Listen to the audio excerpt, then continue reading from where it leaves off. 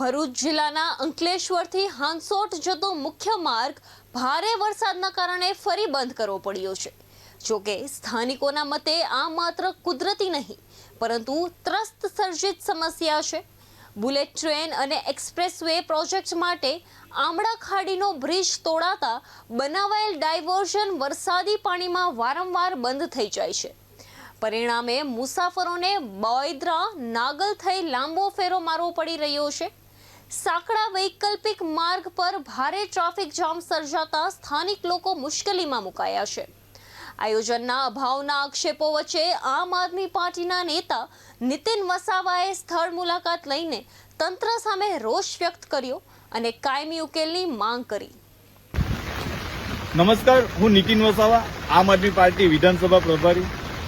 આપ જોઈ શકો છો, હમણાં હું હાલ અંકલેશ્વર હાંસોટ રોડને જોડતા ખડકિયા બ્રિજ પાસે ઉભો છું। આ ઐતિહાસિક દાંડી માર્ગ છે। અગાઉ 3 મહિના પહેલા જ આ રસ્તા અને બ્રિજને તોડી નાખવામાં આવ્યો।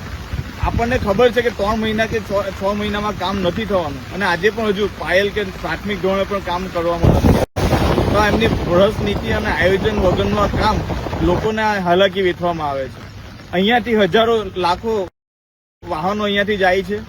અહીંયાના રાહદારી ખેડૂતો, મજૂરો, કામદારો, નોકરિયાતો, વિદ્યાર્થીઓ અહીંયાથી સંપૂર્ણ એક જ રસ્તાથી જાય છે।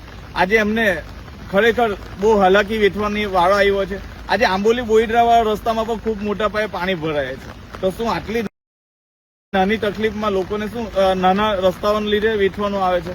આ લોકોની બિલકુલ આયોજન વગરનું કામ છે અને એની હાલાકી લોકોએ વેઠવાનો વારો આવ્યો છે।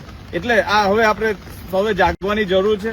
ભાજપની ભ્રષ્ટ નીતિ અને આયોજન વગરનું કામ જે લોકલ લોકો અને જે લોકોને વારંવાર તકલીફમાં મૂકે છે, એટલે હવે જાગવાની જરૂર છે અને આ ભ્રષ્ટાચારની નીતિ સામે આપણે અવાજ ઉઠાવવો પડશે, નહીં તો દર વર્ષે આ જ તકલીફ રહેશે। જય હિન્દ, જય ભારત।